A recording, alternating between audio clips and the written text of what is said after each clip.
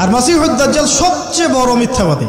দাজ্জাল মানে মহা প্রতারক, যে আপনাকে এমনভাবে প্রতারিত করতে পারে যার খবর হদিস আপনি পাবেন। আমরা আস্তে আস্তে আসতেছি দাজ্জাল এবং তার সাথে বর্তমান সভ্যতার কি সম্পর্ক এবং সামনে কিভাবে সে বিশ্বটাকে শাসন করতে পারে। দাজ্জাল কে? এটা ফেরেশতা নাকি জিন না মানুষ? কি এটাও একটা প্রশ্নের বিষয়।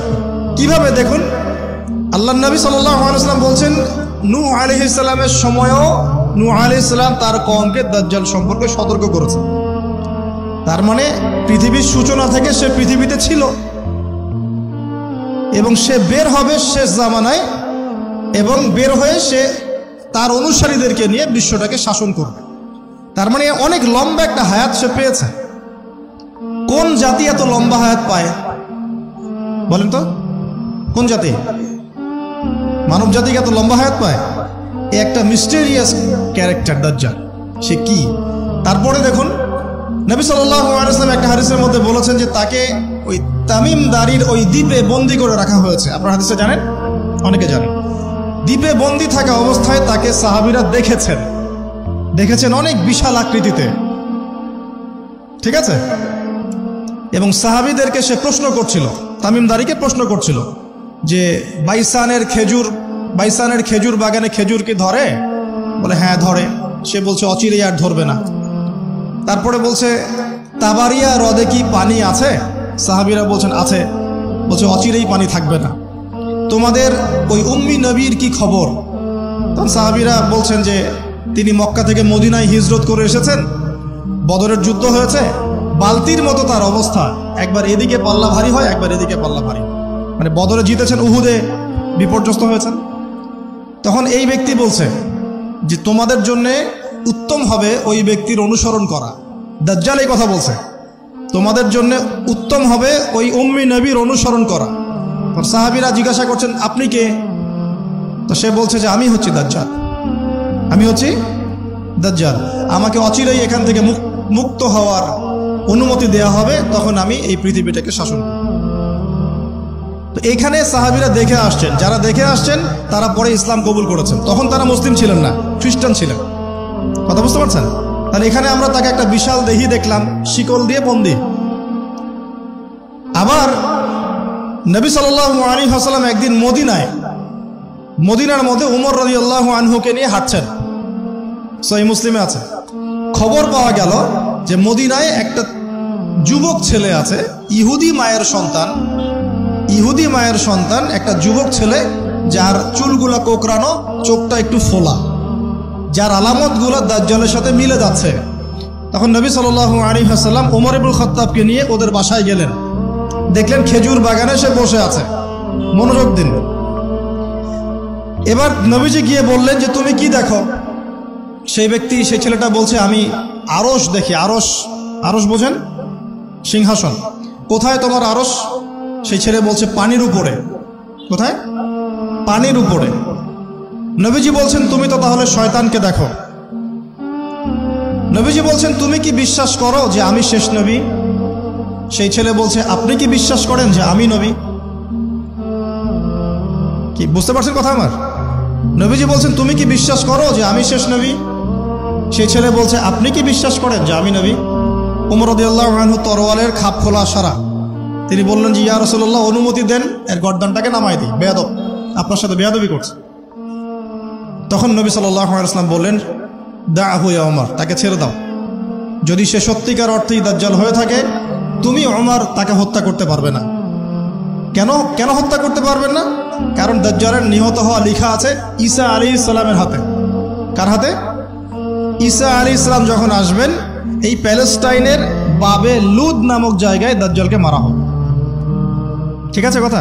তাহলে ওমর তুমি তাকে হত্যা করতে পারবে না। আর যদি সে দাজ্জাল না হয়ে থাকে, নিরপরাধ মানুষকে হত্যা করে কোনো লাভ নেই। এখানে চান্স নেওয়া হলো 50-50।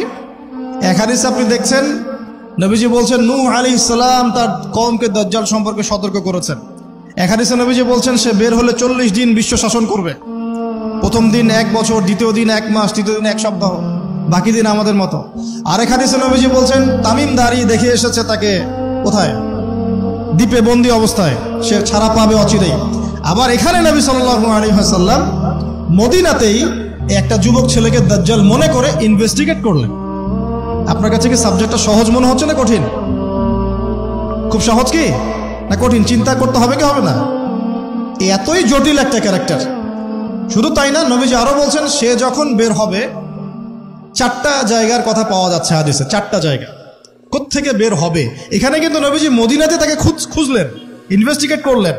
আবার আরেকটা হাদিসে নবীজি বলেছেন সে যখন বের হবে শেষ জামানায়, তখন মক্কায় ঢুকতে পারবে না, মদিনায় ঢুকতে পারবে না। আপনারা হাদিসটা জানেন না? আলেমরা তো জানেন। মক্কাতেও ঢুকতে পারবে না, মদিনাতেও ঢুকতে পারবে না। খোলা তরোয়াল নিয়ে ফেরেশতারা দাঁড়িয়ে থাকবে। আবার সেই নবী মুহাম্মদ সাল্লাল্লাহু আলাইহি ওয়াসাল্লাম মদিনাতে এই ছেলেটাকে দাজ্জাল ভাবছেন, ইনভেস্টিগেট করছেন। তার মানে তারা সতর্ক ছিলেন। এই ছেলের নাম ছিল ইবনে সাইয়্যিদ। কি নাম? ইবনে সাইয়্যিদ, নাম মনে রাখবেন। এও একটা বিস্ময়কর ক্যারেক্টার। আবার সেই নবী সাল্লাল্লাহু আলাইহি ওয়াসাল্লাম বলেছেন শেষ জামানাতে দাজ্জাল বের হবে খোরাসান থেকে। কোন জায়গা?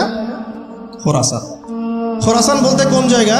এটা মূলত এর হার্ট হচ্ছে আফগানিস্তান, এর পাশে যে বেলুচিস্তান, এই যে উজবেকিস্তান, ইরানের কিছু অংশ, এই পুরো জায়গাটা, শুধু একটা দেশ না, পুরো জায়গাটা এর হার্ট হচ্ছে আফগানিস্তান। খোরাসান থেকে বের হবে। আরেক হাদিসে নবীজি বলছেন সে ইস্পাহান থেকে বের হবে। কোন জায়গা? ইস্পাহান এখন ইরানে। ভৌগোলিক বিষয়ে যখন তখন চেঞ্জ হয়ে যায়, হয় কি না? আগে কি ইরাক ইরান এরকম পার্ট ছিল? আগে কি এভাবে এই 52টা দেশের ভাগ ছিল? লেবানন, জর্ডান, সৌদি আরব, ইরাক ইরান এরকম ভাগ ছিল? এক অঞ্চল ছিল শাম, একটা হেজাজ, একটা নাজদ, এরকম আর কি ভাগ ছিল। তো এটা চেঞ্জ হয়। তো ওই হাদিসে আসছে ইস্পাহান থেকে একটাতে, আরেকটাতে আসছে ইরাক এবং শাম। শাম বলতে বোঝাচ্ছি এই পুরো প্যালেস্টাইন, লেবানন, জর্ডান, পুরো অঞ্চলটাই শাম। আর ইরাক তো আপনারা জানেন। ইরাক এবং শামের মাঝখানের একটা রাস্তা থেকে বের হবে। 3টা জায়গা। আরেকটা 4 নাম্বার খাল্লা নামে একটা জায়গা থেকে সে বের হবে। আর এই খাল্লা আপনি গুগলের সার্চ দিয়ে পাবেন না। গুগলের সাথেও দাজ্জালের অনুসারীদের একটা সম্পর্ক আছে, আপনার ফেসবুকের সাথেও আছে, প্রযুক্তিগুলোর সাথেও আছে, নিউক্লিয়ার ওয়েপন্সের সাথেও আছে, বর্তমান ব্যাংকিং সিস্টেমের সাথেও আছে, এবং বর্তমান গ্লোবাল পলিটিক্যাল অ্যাফেয়ার্সের সাথেও দাজ্জালের অনুসারীদের সরাসরি সম্পৃক্ততা আছে। আমি বলি নাই দাজ্জালের সম্পৃক্ততা আছে, দাজ্জালের অনুসারীদের সরাসরি সম্পৃক্ততা আছে। এটা বোঝার জন্য আপনাকে সূরা কাহাফ পড়তে হবে। কেন সূরা কাহাফ? কারণ সূরা কাহাফ পড়লে আল্লাহ আপনার ভিতরের চোখ খুলে দিবেন ইনশাআল্লাহ। এখন আপনার ভিতরের চোখ বন্ধ। কেন বন্ধ? বিকজ আপনি প্রত্যেক জুমায় সূরা কাহাফ পড়ছেন না। যখন প্রত্যেক জুমায় সূরা কাহাফ অর্থসহ পড়বেন বা অ্যাটলিস্ট তিলাওয়াত করবেন, দেখবেন ইনশাআল্লাহ আল্লাহ আপনার ভেতরের চোখ খুলে দিবেন। তো দাজ্জাল সাবজেক্টটা কি জটিল মনে হচ্ছে না সহজ মনে হচ্ছে? জটিল। এখন এত জটিলতায় আমরা গেলাম না, আমরা সহজ জায়গায় থাকি। সহজ জায়গাটা হচ্ছে সে বিশ্বটাকে শাসন করবে, এবং ন্যায় বিচারের ভিত্তিতে শাসন করবে কি? উত্তর না, সে সারা বিশ্বে ফিতনার ফাসাদ সৃষ্টি করবে। যারা তাকে ফলো করবে সে তাদেরকে সমৃদ্ধি দিবে, যারা তাকে ফলো করবে না সে তাদেরকে দুর্ভিক্ষ দিবে। বলা হচ্ছে সে খোদা দাবি করবে, সে নিজেকে খোদা দাবি করবে, বলবে আমি মাসিহ। আমি কি? মাসিহ মানে ত্রাণকর্তা।